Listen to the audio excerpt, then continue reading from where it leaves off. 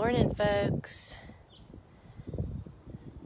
Coming to you this morning from a blistery, not really, windy and crisp southeastern Virginia. So I am sitting out here underneath our tulips. Actually, it's a saucer magnolia, but we've always called it a tulip tree. So I just always revert to calling it that. So I'm just so thrilled to be home. I've been on so much travel for the last, good morning, Linda and Lisa. I have been on so much travel. Hey, Diana, Wendy in Maryland too, huh? Hey, Drew. And yeah, I've been away so very, very much for the last, I'm not even sure how many weeks it is, 4 to 6 weeks I've been in and out of town. And this is the first Saturday I've really been home, I think, in all that time. And I could hardly know what to do with myself, y'all. And it's still pretty wet here. There's not a whole lot of farm work that I can do outside. But I'm coming to you this morning. You can see what's in the background. I'm going to turn it around here in a minute. And we're going to, hey, Dora in West Michigan, and Patty, and Wilma. So anyway, I'm just really glad to be here, and Barry is sitting here in front of me. Hey, Claire, I've been seeing what you guys are doing up there on the farm. It looks like your workshop and cooler and everything is just gonna be great this season. So, all right, so I'm gonna turn this around so you're not looking at me, right? The wind is whipping me here.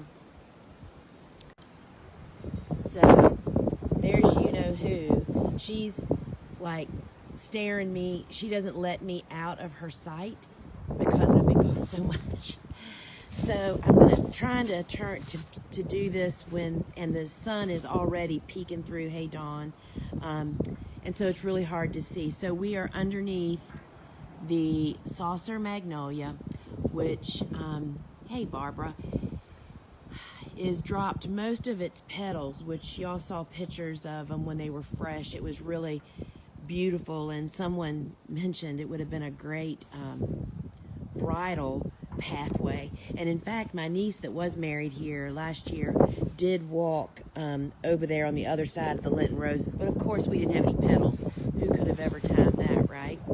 So I wanted to start out here. I mean, this is the time of the year when I look at this, my back porch is just loaded with stuff, ladders to clean gutters because of the petals. We have piles of umbrellas because of the rain. And Steve's working on a mower up here. And anyway, it's just kind of a mess. And however, the Lenten rose, better known as Hellebores, are tremendous. I really was thinking this year that we wouldn't have quite as strong a harvest or show of flowers because of all the rain, but it's really been quite perfect. So I'm just going to tell you all, I'm going to just say before I bend down here and start showing you blooms, because these are the questions that I get. Which ones do I grow? Well, my whole gardening experience 35 years ago started with Lenten roses. I lived in a house that was under a huge canopy of oak trees. And that's where I learned to garden, Long story short, I'm sure you read it in my books. I purchased 3 Orientalis Hellebores. And those 3 original are in this midst here. They're the ones that are the pinky kind of colors. And all of these other pinky ones, and I have populated many family members in our church garden with the babies of these. And we're going to look at babies here in just a minute. And you can also split them just like you split hostas. The best time to do that is in the fall. Then I was gifted a few years ago with what's called Niger, Niger. And that's the white ones that you see that are in here. And I have to say that they're all my favorite, y'all. And so I have never been drawn to or indulged in the new pricey hybrid hellebores for 2 reasons. One, they are not as hardy as you see here. I mean, this is about a 30-foot circle underneath this tree. And the unfortunate thing is most of those fancy doubles and different hybrids have sterile seeds. So that means they will not reproduce by seed. And with that said, I'm going to jump right down here and show you hellebore babies. So these are hellebore babies, all of these. And this is why hellebores cost so much. These babies are 1 year old, right? So these were from last year's flowers that dropped the seed that now is only like, 3 inches tall. So hellebores are really slow growers when they're babies. So that's why they cost so much. Some nursery somewhere has been sitting on them for 2 years when you're buying that half-gallon pot. So anyway, so I grow the orientalises that reseed prolifically, and because they're just a huge cut flower. And while we're standing here, I'll show you this too. Check out these lilies. I see that my pot is apparently sitting on top of them, which is not a good thing. But these are LA hybrids. Those are some of the ones we used to grow a huge lily program on our flower farm. And I would dump the boxes that we grew them in over here in the shade garden, and that's been about 8 years since I've done that. And these lilies bloom beautifully in this dapple shade. Here's another one right here. And they're huge. So it just goes to show if you give them a little bit of sunshine, you can get some lilies. So you see the reseeded ones. So those I would probably dig up this coming fall. They'll be about 2 inches taller, and relocate them somewhere if I wanted to save them. You can also increase your stock by digging up an entire adult plant and splitting it like you do a hosta, literally just chopping up the root ball. So this group of flowers has become a huge cash crop for us. I'm going to get over here in the shade so we can get the blooms. And they started blooming in December and January. And what happens is when hellebores first bloom, let's look at a fresh bloom. See here where they're fresh and they still have all their little parts before they start to develop. Let me find one here. So they drop all their stamens and then they start to develop seed pods. So this is just starting here. Here is one with even more development. Excuse me, I'm losing my voice, y'all. I'm looking for one. There you go. This, oh, here's a better one. Here is a perfect, ready to cut hellebore. So chances are good. So when do I cut it? How do I decide? First off, one stem is, let me see if I can get them all, is all of these flowers. And so what I look at it and say is, okay, there's 3 that are mature enough that they'll hold up for a long time without any special handling. But there's 2 more, that or 3 more, that could really use a little bit more age. See, aren't they beautiful like there? They just are not easy to hold up for cuts at this point in time. So I would leave this one. And so things that play in my mind about how I cut. Now, if we were counting on 8 days of rain, and I had a bunch that were like what we just looked at, half are ready and half aren't ready on one stem, I'd cut them to keep them from losing them, right? But what you find is when you have Orientalis or Niger and they start, I'm sure they cross-pollinate, then you start getting these gorgeous colors. See how this one has got blushes, and I mean, they're just spectacular. So these are a huge cash crop for us. Not only when we were making big bouquet production, these were the filler for the first, the whole month of May. Look at that one. The whole month of May's bouquets, because there just isn't a lot of great fillers in early spring to go along with all the cool flowers that we're cutting, snapdragons and all such things like that. So, and you can see all the petals in here, right? We do nothing for this bed. When I came onto this scene 25 years ago, this tree was here. This was just dirt, hard as a rock. I composted a big circle and mulched it for 2 years, and then brought up I dug up those 3 hellebores from my house and started splitting them every 2 or 3 years. And no, Claire, I do not fertilize these at all. In fact, there's a arborist that takes care of our tree, and he does a special soil test, kind of different than the one that I do out in my garden. It's a deeper test. He comes every year to check on the tree because it's cabled and they keep it pruned. And he soil tests it every other year. And he said that it just has not needed any fertilization. So to answer your question, we don't fertilize other than occasionally throw in some compost in here if I have time and have extra. Doesn't happen very often. And then the leaves and the petals fall and just process and break down, right? So hellebores are a great, great crop. So I want to walk out here. We're testing the Wi-Fi around here too. I don't know how the sun's going to be out here. If for any reason my Wi-Fi wanes, just hang on and I will come back. But I think where we're going has good Wi-Fi. And I'm going to do a walking test Wi-Fi Facebook Live after I get off with you guys, just to see if I can walk the perimeter of our property in preparation of next week's Facebook Live. So this is an area, I don't know if we need some staples there, that's starting to flap. So this bed here is actually a vegetable bed. This is beets and peas that I direct sowed like 4 weeks ago as an experiment. The peas did pretty good. You can see them down there. But the beets were not as strong a germinator.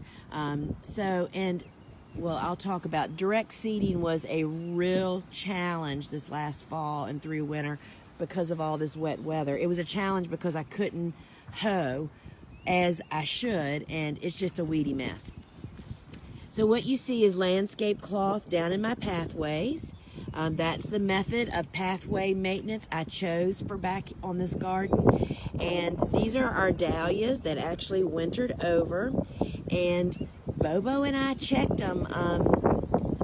This is March. I think it was like mid-February when we were planting, or maybe 3 weeks ago, when she was planting the lizzies. We dug up a few dahlias, and it appears that they are still alive. Believe it or not, with all this rain, these pathways have been full of water so many times. But this whole bed is dahlias, and this whole bed is dahlias, but we never finished mulching it. So it'll be interesting to see how that all works out.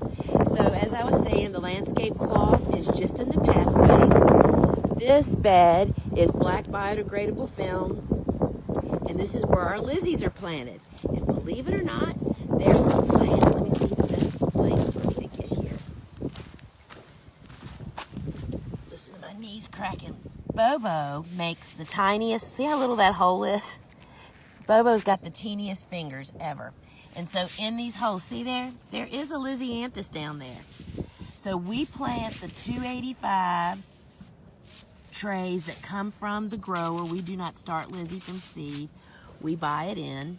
And Bobo has learned, because she's also the hole weeder on this farm, that the smaller the hole, the less light that gets in, the less weed seeds that germinate.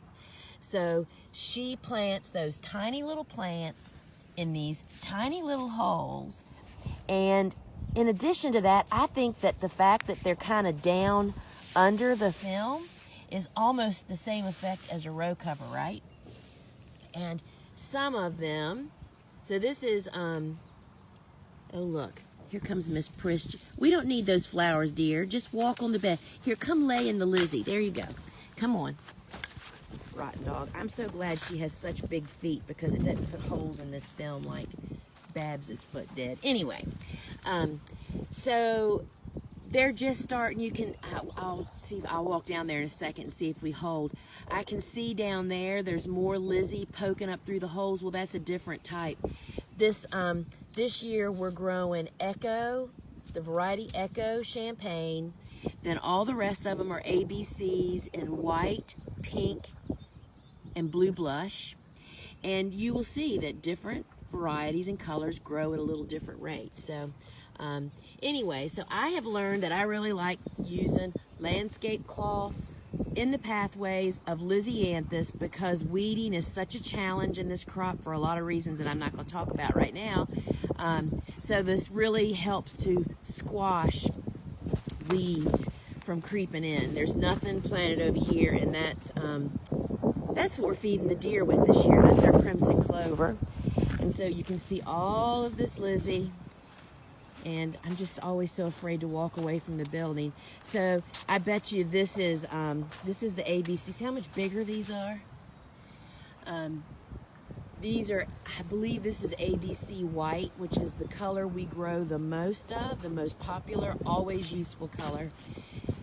And then down here, Bobo was filling in with status. So this is some leftover status plants that we have. And now I am going to walk back here to the hydrangea grove, and we'll see if the Wi-Fi holds. When I walked out here earlier, I kept 4 bars.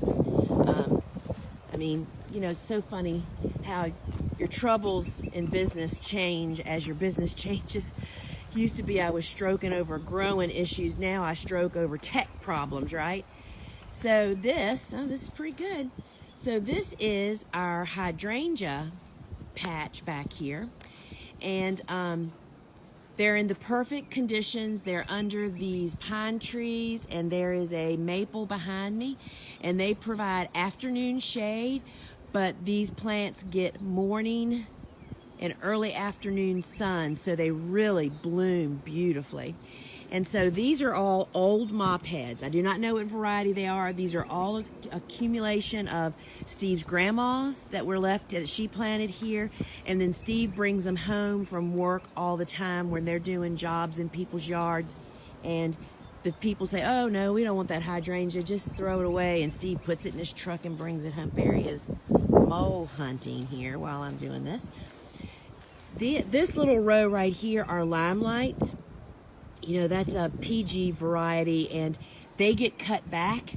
If you haven't cut yours back, you need to cut them back now, because that makes them, they produce on new wood. Those produce on old wood, and I've talked about, I had a hydrangea Facebook Live that you can look back on if you need information on that. But you can see all of the shoots. I cut mine back, what is that, about 12 or 18 inches. I cut them that close to the ground.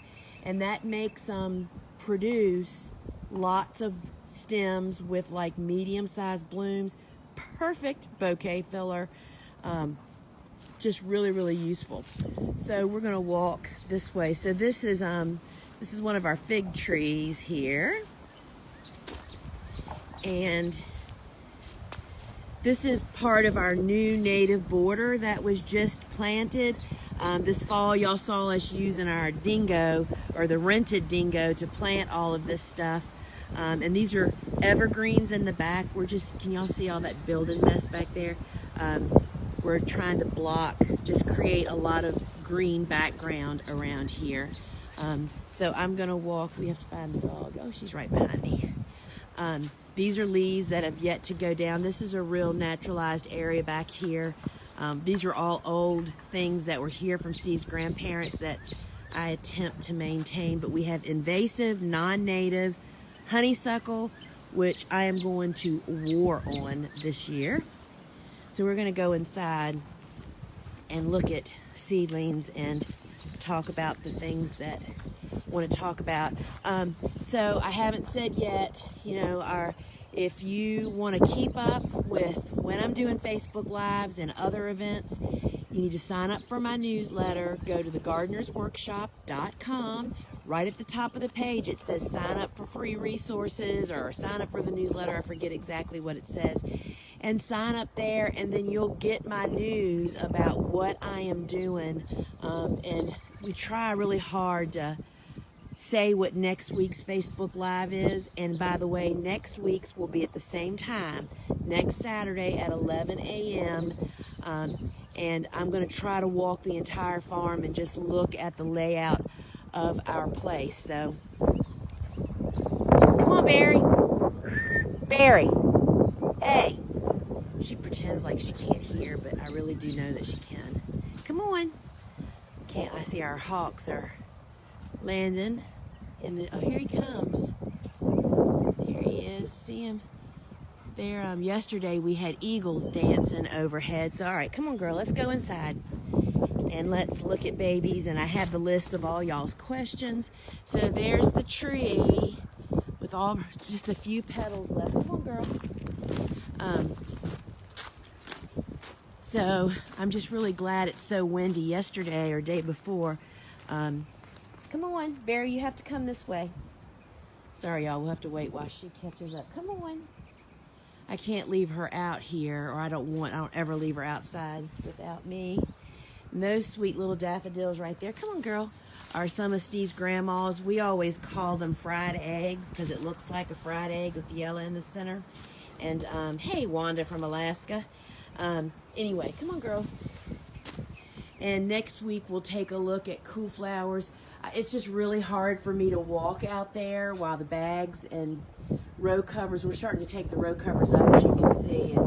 And so we'll look at that next week. Okay, inside we go. Whew. Come on, girl. Okay, so what I've done is, I have an iPad here. While I'm talking to you guys, and I'm going to turn around and let's see if I can actually do two pieces of technology at one time. Here we go.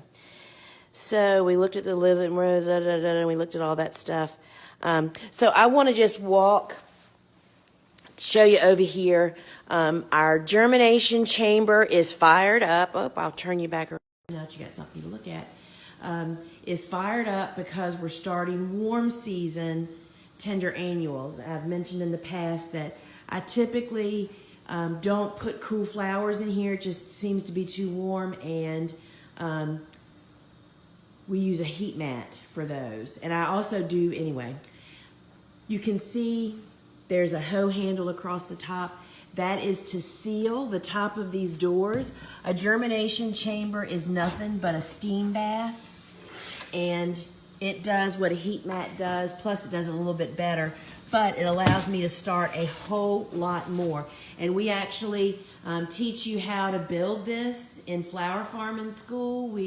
There's a video of Suzanne and I. I'm the helper, Suzanne's the builder.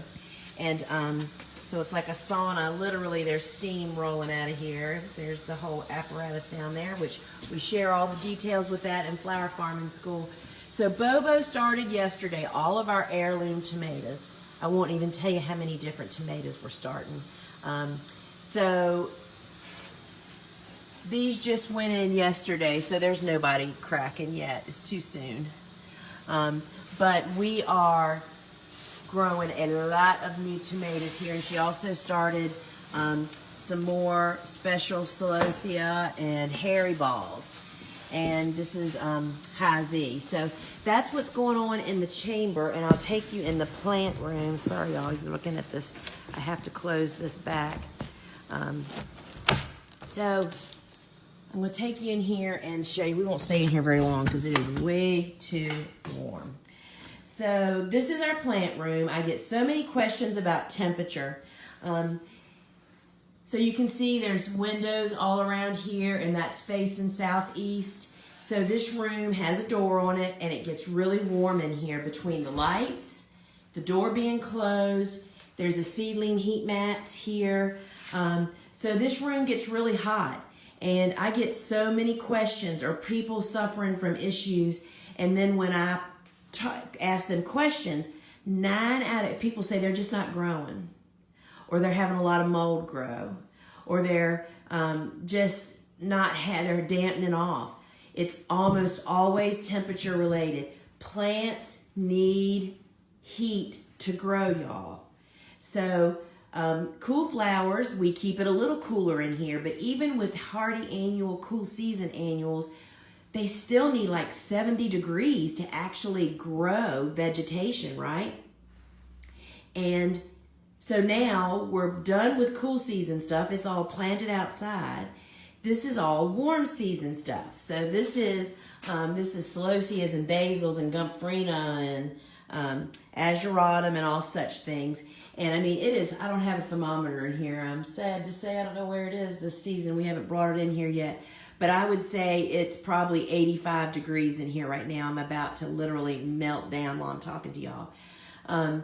So these plants grow and they dry out quickly. We only water once a day. You can go to our website, thegardenersworkshop.com, go to the Learning Center, go to the video guide, and it says soil blocking. Go there and there's videos showing people how I water.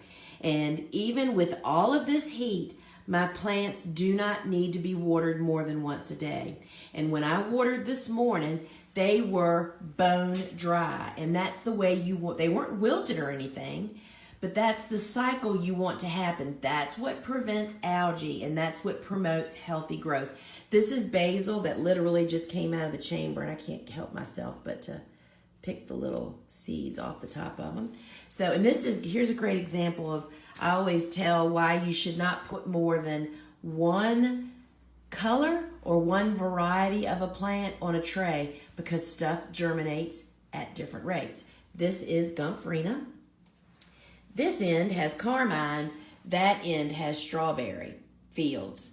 And these germinated the quickest, and they were starting to bend for light, so we had to take them out of the heat chamber and put them in here. And now the pink is just starting to germinate. So it's just easy to see why it's just so much easier to only have one variety. This is all lemon basil. Everybody kind of grows the same. And the other thing I want to highlight is, you see we got some spottiness in germination going on here. And that is because, look down there at the ageratum, there's a lot of misfires in there. You can see small ones. I cooked the germination chamber, meaning I let it run out of water.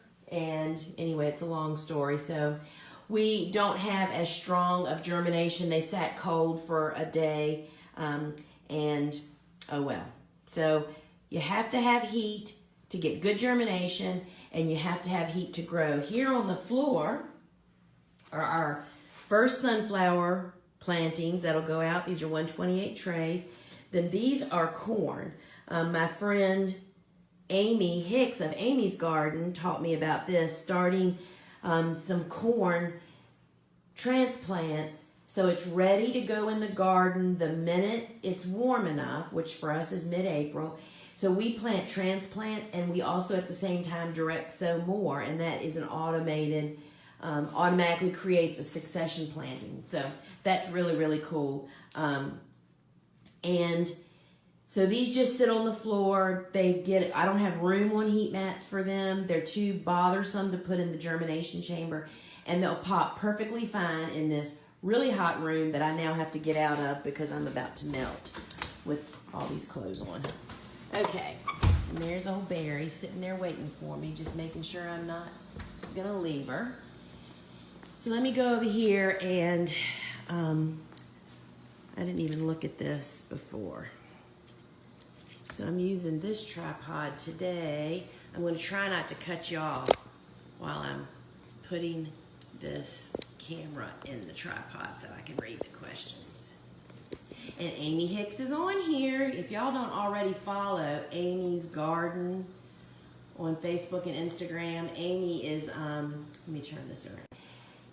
Amy is one of my dear friends. We've been farming together for a long time. I mean, she had been farming for a few years when we met at the Williamsburg Farmers Market. And she is a certified organic vegetable and flower farmer, and just has a lot of great content. And she and her husband, George, do an amazing job. And they live about 45 minutes from me. And she and I work together on stuff. So anyway, glad you're on here, Amy. All right, so back to my questions. But first, y'all, I have to drink.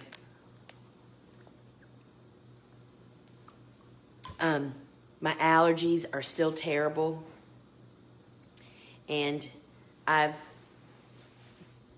going to try. My doctor always tells me that these things that I should do, and I never do it. I mean, anyway, that's my goal is this afternoon, I'm going to figure out what I have to do, but I am coughing and sniffling and sneezing, and it's just not very attractive. So anyway, so I've got my iPad here with my questions. You know how I usually have all those little pieces of paper? Hello, Yvonne, and Lace. And I will go back and look through the stuff that you guys have posted. I'm going to go through the stuff that was actually pre-posted on either Instagram, mostly from Facebook and Instagram too. And so I've already told you to please check out thegardenersworkshop.com if you want to sign up for my news to keep on top. Oh, Rhonda, did you lose me? I hope you got me back. And the other thing that I want to say a couple things, is that if any of you guys attended the free webinar I did last week, we were so amazed. I mean, we had thousands of people that signed up to be a part of it. And then Classic, what happens is about a third of the folks that sign up actually attend the live event. And we had hundreds of people show up. And so we were so thrilled. So if you missed out on that, if you signed up but didn't attend, we emailed you a copy of the webinar, What It Takes to Be a Flower Farmer. But next week on Kelly's task list, she's creating a page that I can share on Facebook that you can sign up to have the recording sent to you. So I think it was probably a real eye-opener for people that are wondering about being a flower farmer or those that are struggling. And one of the things that it suggests to you that I'm going to tell you now, oh, snowy Vermont, good gracious. Oh, hey, Lace, there you go, a flower farming school graduate. And is that I would recommend to you to go to our website and go to the online courses and check out Flower Farming School. If you sign up to be notified when registration opens this fall, I'll send you a $50 off coupon. In addition to that, folks that are signed up for Flower Farming School notification will be getting from me a couple of, or 2 or 3 or maybe 4 emails this season with a video of exclusive footage of me here on the farm, just kind of flower farming stuff, you know, stuff that I'm not sharing anywhere else. So please check that out and sign up. So let's start with some questions here. And I do want to say that I showed, you know, I share my dirty laundry with you guys. I really feel that the most empowering thing I can do for you is that it is not all, as my new saying is, it's not all blue skies and unicorns here, anywhere. And I think it helps people to know that I continue to screw up all the time. Hey, I burn up 2 heating elements in my germination chamber last week, or actually it was about 2 weeks ago. And I mean, thank goodness I'm married to a plumber, right? That can buy wholesale heater elements and has the ability to fix them. But what I want to say is the most failures are the best learning curves, as long as you learn from them. And so next week when I show you the cool flower garden, you know, my direct seeded stuff was a blooming mess. But I know why it's a mess, and it spurs me to not allow that to happen this coming fall.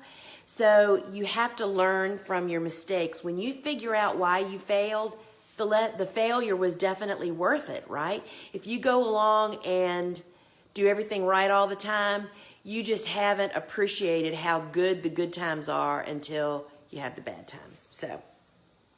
So Wanda, I'm so glad you asked this question, Wanda from Alaska, and I think she's on here. She says she was at her local garden and nursery store yesterday, and the worker there showed her a product called Rock Wool Grow Cubes, saying they work great and they look like soil blocks. What are my thoughts on that? Well, I had not heard of them before, Wanda, so thank you for bringing these up. And you can go to this, if you didn't catch what I just said, or if you need to know how to spell stuff, you can go to the feed under the announcement of this Facebook Live, and that's where this stuff came from. So I went and looked it up, and the same thing is wrong with those as is all of the sterile seed products, from peat pots to sterile seed mix. We are strong believers in a live soil blocking or even seed starting mix. We use mix, or we make mix that has compost in it. So that's what's wrong with them. And they do work exactly like soil blocks, except they're sterile. And I will say, too, that I don't know how long this iPad will stay awake, that I read about other people. There's a lot of people doing soil blocking, and many of us do it in some different ways. There are folks that buy sterile, some pre-made just potting mix or seed starting mix, and they come online and talk about how wonderful it works. And the difference is that potting mix is sterile. Not only do I not feel like it does not hold up like my blocks do with the mix that we use, but we are strong believers in a live, organic seed starting mix, okay? I mean, that's the whole same concept as organic gardening versus conventional. So then I have Jessica, who actually had 3 questions, and I think she asked another one a little while later, but she says, we're going to start a raised bed, and she says, we're getting a late start because I'm pregnant and super sick. Well, congratulations on being pregnant, and I'm sorry that you're sick, but you're not getting a late start. People are so afraid that they're late. Y'all, we have done nothing outside for warm season stuff. We haven't built beds. So no matter what time of the year you start, there's something to plant. So we have to put aside being late. That just creates problems. So forget that. You're not late, okay? You may be late delivering a baby, but for gardening, you're never late. There's always something to do. So she says, I'm almost done with your book. I'm assuming she's talking about Vegetables Love Flowers. But does it apply for raised beds? Yes, all of our farming is done in raised beds, y'all. My bed maker makes a raised bed. So you're following the same steps and apply everything just the same. She said that she can't afford all the different types of soil blockers. Which one should I start with? Well, we only use 2 soil blockers, the small and the large blocker, and then there's an insert that goes on the large one for the small one to move up. I use the small blocker, which is the micro blocker, 99% of the time. You just saw all the stuff in there. The only time I use the big one is when the seed is bigger than that block, like zucchini or squash or sunflowers. And we do move up our tomato and pepper plants to the 2-inch block to get just a more robust plant to plant out in the garden, because we have a pretty bad cutworm problem here, and I don't see problems with it except in our tomatoes. So we like to have a bigger plant which has a bigger stem. So get the small blocker, Ashley, and Jessica, and you will be fine. That's what I use most of the time. I have a small house with no space to start seedlings indoors. Would a greenhouse count? And I mean like a small plastic one, or I have a basement with some space, but it's not temperature controlled. Would that work?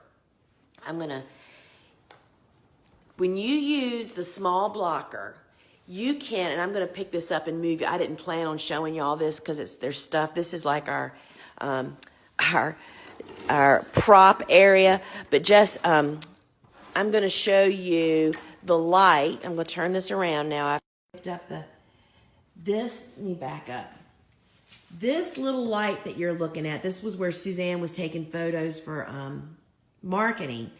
That little light right there, its footprint is only 12 inches wide and 24 inches long. That will support 240 small soil blocks until they go out to the garden. That is a lot of plants. So that is such a small space. And as I was just talking about temperatures in the grow room, the best place for you to start seeds is inside your home in a warm environment. And that's the joy of soil blocks. It doesn't take a big spot. So I hope that helps you, Jessica. So you don't have to have a lot of space for the small soil blocks. So Amy, do you have tips or can you give a resource for determining if you're getting good compost? The local ag extension office said home gardeners should buy compost manure at Walmart, but I read online that animals may be fed grass sprayed with herbicides and their manures can kill your garden. I got mushroom manure from a local nursery, but has warned that high salt could kill my seedlings. Help. So I totally understand all of the conflicting reports. First off, compost is available in a lot of places. If you're buying it bagged at the big box stores or wherever you're buying it from the nursery, I always tend to stick with well-known brands of that. And they should be USDA certified. That's a pretty good stamp of that is good stuff and you can count on it. And you can go wherever you want to buy those types of products.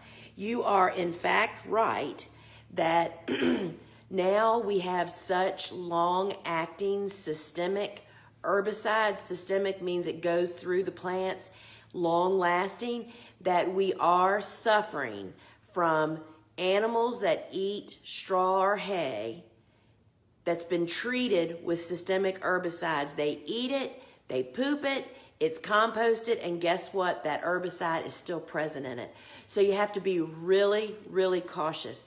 I really don't use any manures anymore for this very reason. I used to have a source of a person that had a horse that it ate organic straw or hay, and I knew I was safe, but I don't anymore. So I don't go and get loads of manure and compost it myself anymore. So you have to be cautious. And then I also buy compost from our city's municipality, and they have their compost tested. So you just have to kind of investigate. But I want to say this here, you cannot go down that rabbit hole and get lost. You can only do the best you can. You buy a name brand or from a source that you can trust, somebody that knows what they're talking about, and use that. I mean, I get stuff from the city. I did use horse manure composted for many years. I've used mushroom compost.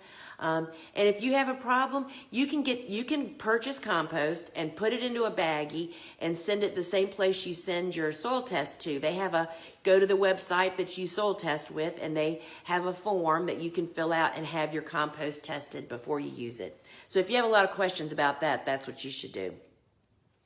Aaron, you said that you don't use netting for sunflowers, and I know that Newport News is coastal, so you don't have a problem with high winds knocking them over usually. So in fact, Aaron, we do not net sunflowers, and it's because we grow so many. We plant hundreds every week for 26 weeks, and there's just not enough time and labor to be able to do that. So it's a risk. Normal, let's just say, normal weather doesn't normally knock them down, but we can get torrential downpours, and I have stood up so many sunflowers in years past. And that's something that it's a calculated risk is what it is. So we do not net sunflowers. If I was a small grower I wasn't growing quite so many and I had time, shoulders, stakes available, it's probably a good idea. So Gay asked, it sounds like you grow your starts in a somewhat warm temp room and consistently they grow faster and somewhat more stretched out than growing in a cooler room for a long period. Could you clarify the pros and cons of different growing temps for starts? So I think I may have addressed that in the grow room. Plants need warm temperatures to grow, especially warm season tender annuals. And the warmer it is, the better their growth rate is. If you put a warm season tender annual in a cool basement under lights, you're going to get crickets. They're not going to do anything. They're just going to sit there. So the cool season annuals, cool flowers, we do grow with cooler air temperatures between 65 to 70 degrees when they're germinating on the heat mat. And then once we have all seeds sprouted, I bump it up a little bit and let it warm up, because again, annuals need warmth to grow. So let's see here. Putting in drip tape, what spacing do you suggest? 6 or 12 inch spacing, and what ml thickness? I actually think I use T-tape, Great resource on the East Coast is Berry Hill Irrigation, West Coast, dripworks.com. Both of them sell kits for home gardeners. They sell for commercial growers.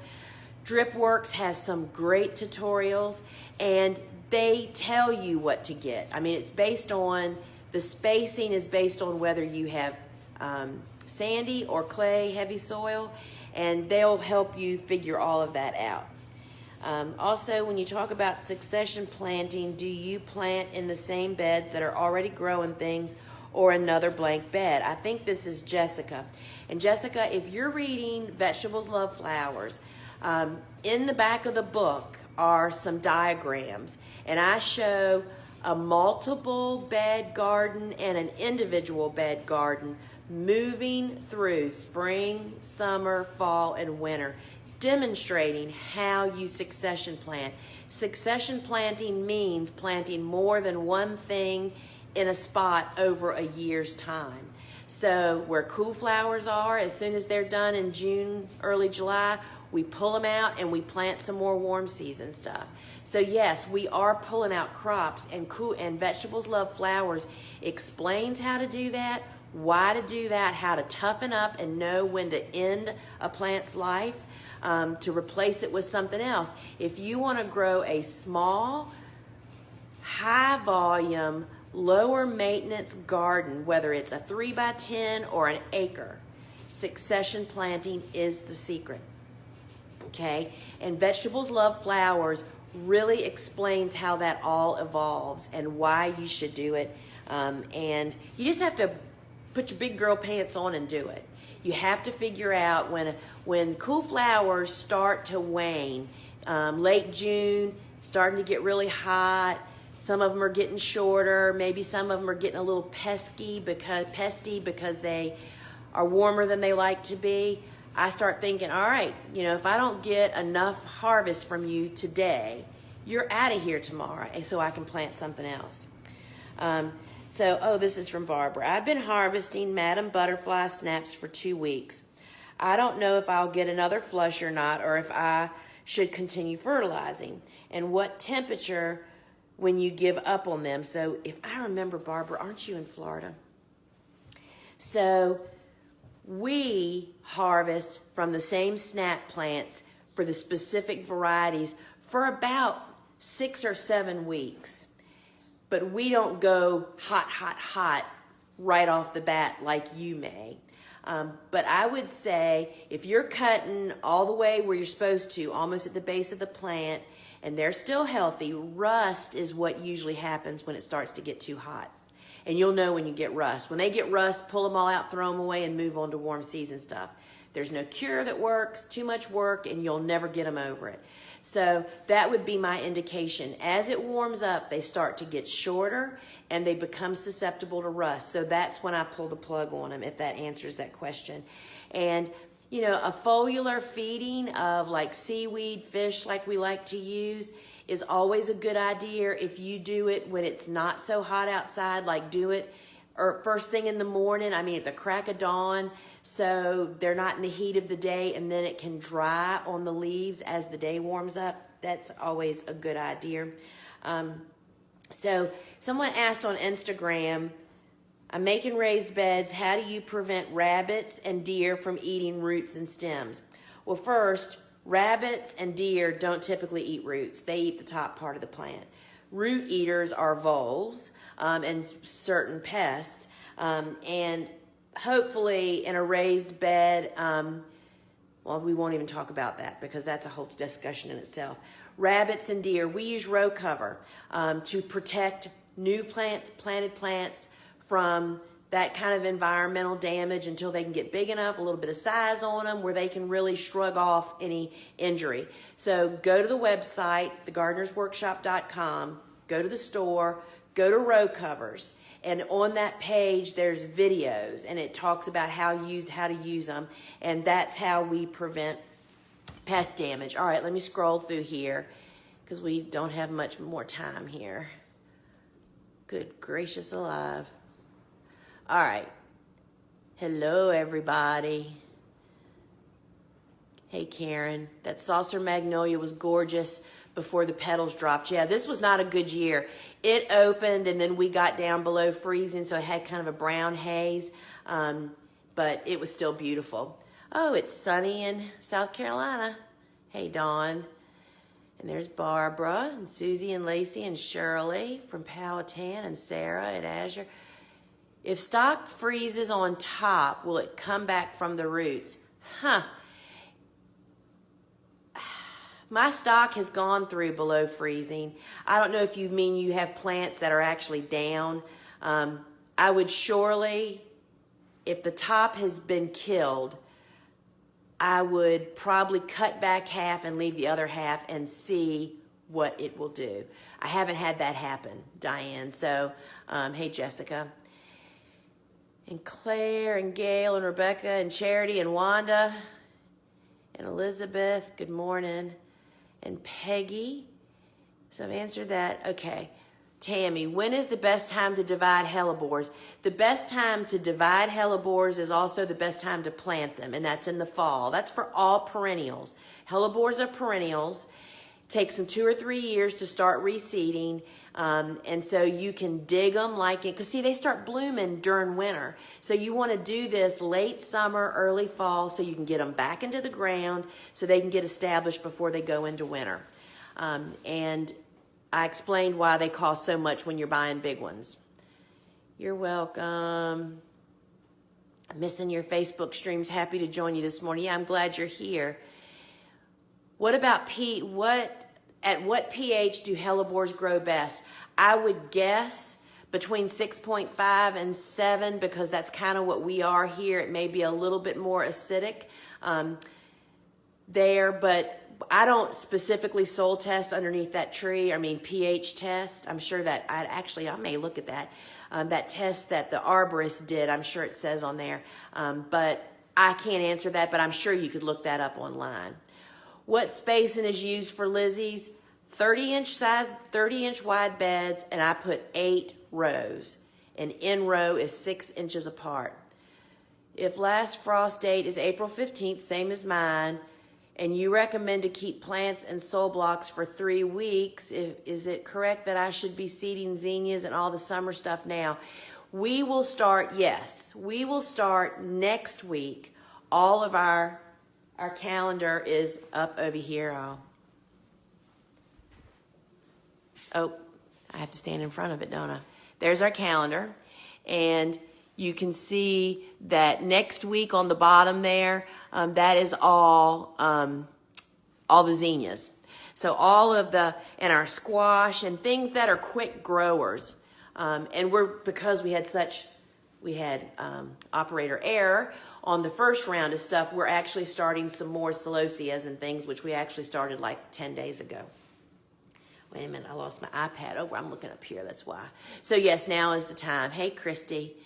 Just started my hydrangea patch last year. Excited to see new growth this year. And yeah, I'm hoping that next week, when I walk the farm, I can show you that new 100-foot row that I did the experiment. I applied sulfur to the ground, trying to make it more acidic to get bluer blooms. Have no idea how it's going to work.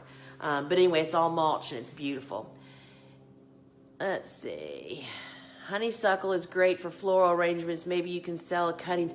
Yeah, it's we don't typically cut it just because it's just one thing that our designers, our florists typically probably wouldn't be willing to work on, but we just have way more than we need because it's the invasive. Non-native, I would love to get some native. Hey, Wanda. Wanted to make sure, since I'm a newbie micro farmer. Okay, so that's no questions. It's so empty now, ready for harvest. Yeah, it is.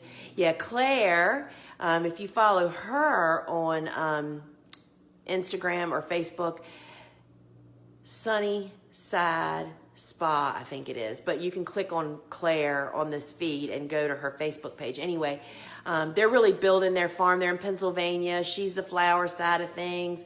And her mom and stepdad do chickens.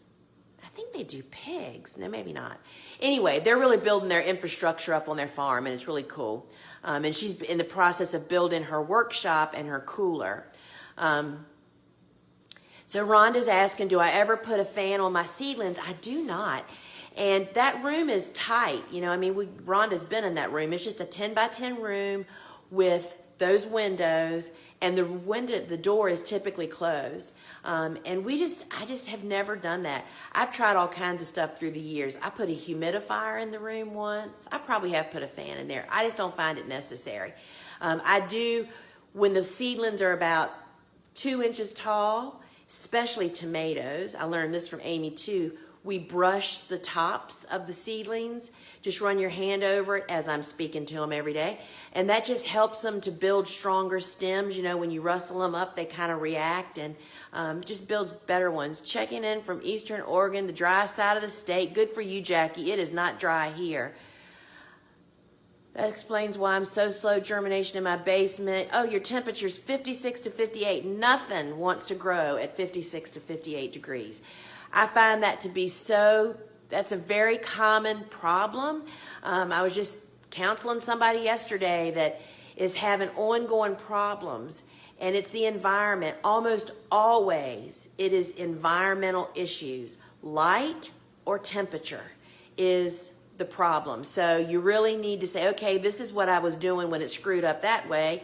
Let's try this way and see if I can screw it up again, or success.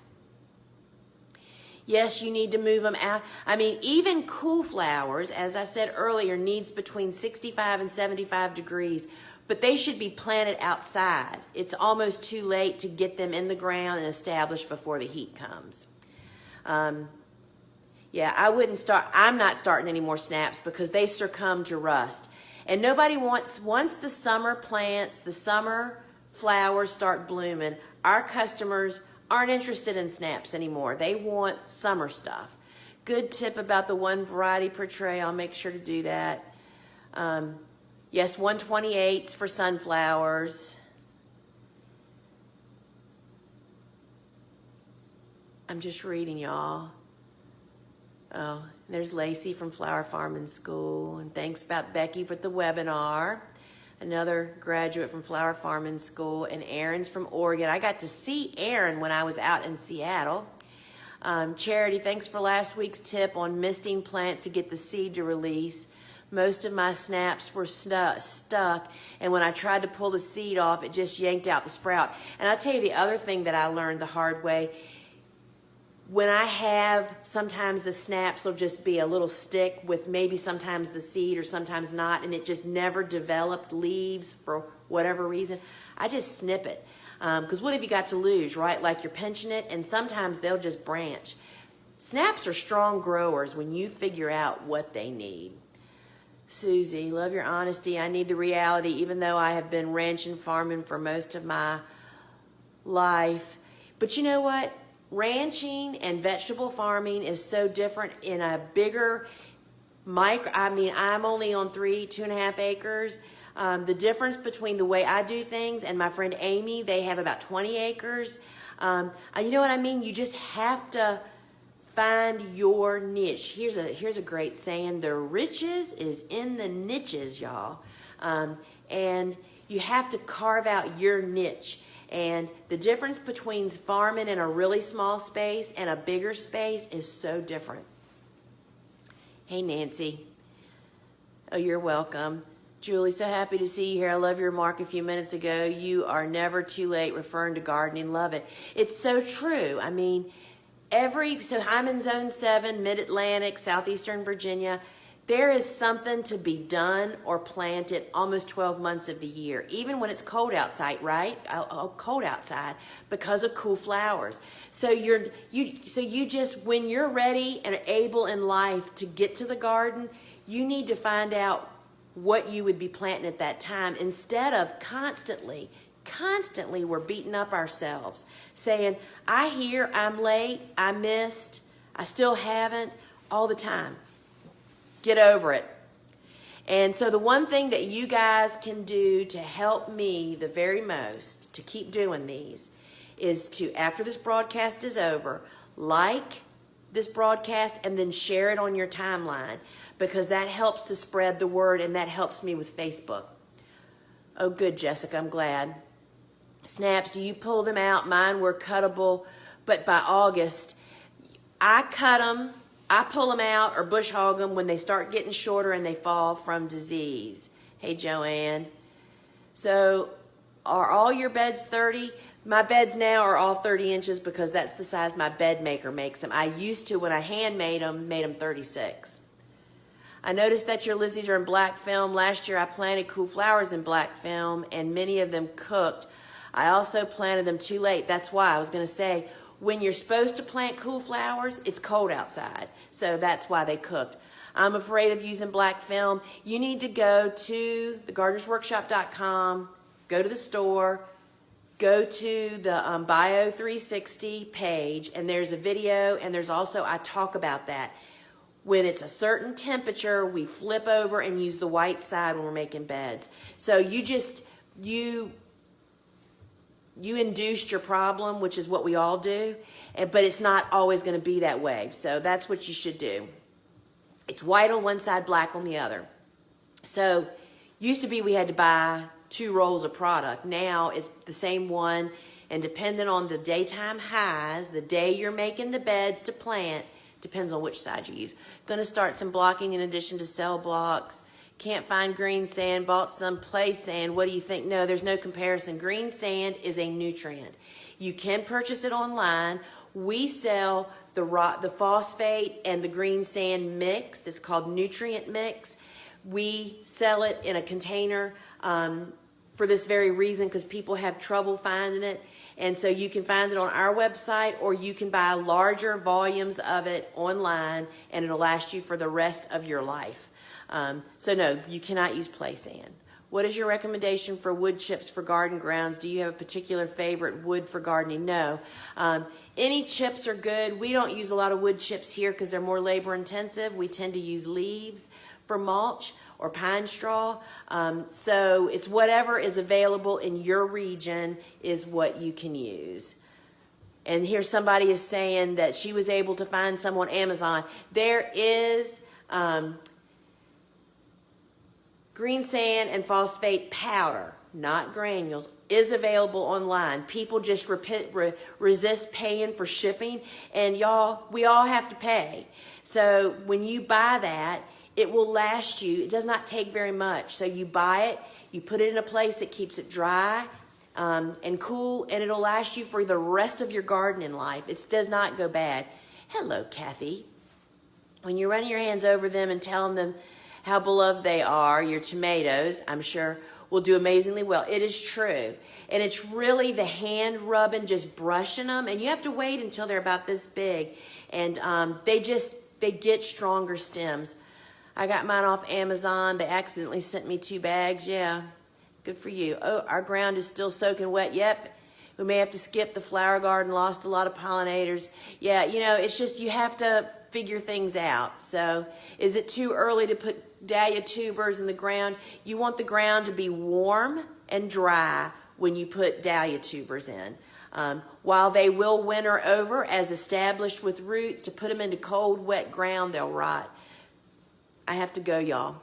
Don't you let the bupleurum sit on the cool floor for inducing germination? Yes, in darkness. Hilarious, the ag dealer thought we meant green sand for golf courses. Oh, there you go. Let's see. Oh, there you go. The hydroponic store. Maybe that's a good place to look. You collect bags of leaves from people from curb. Do you ever concerned about the scrapes of such stuff? No. I don't worry about what's in leaves. Again, you can't get too caught up in that. We don't collect leaves from yards that are perfect, which means they're using chemicals. Flowers don't like wind. How strong is too strong a wind for flowers?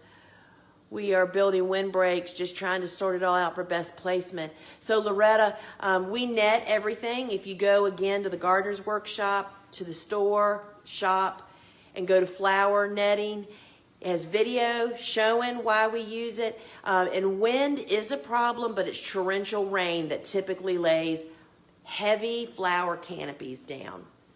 So this is the last question I'm going to answer from Thomas. I've got to go. As far as using straw to keep weeds down, do you need to worry about introducing weed seeds into your soil? If you put straw, if you're sure it's not contaminated, I would only recommend buying organic straw or from a supplier that tells you that they're not spraying systemic herbicides. If you put straw deep enough, we put it about 12 inches deep, and that shades out. It's when those seeds that are in the straw get enough light down at the soil level to germinate. So most people don't put any mulch deep enough for me. I'm 10 or 12 inches on everything. So hey y'all, remember to please like, and then I got to put this on my list up here. Please like and share this broadcast. As soon as I hit, wait a minute, I'm typing this in here because I'll forget. As soon as I end this, if you like it and share it on your feed, and if you are a member of any closed group that's related to gardening or farming or flower farming, please share. We'd love to get new folks plugged into our live events, and I appreciate it.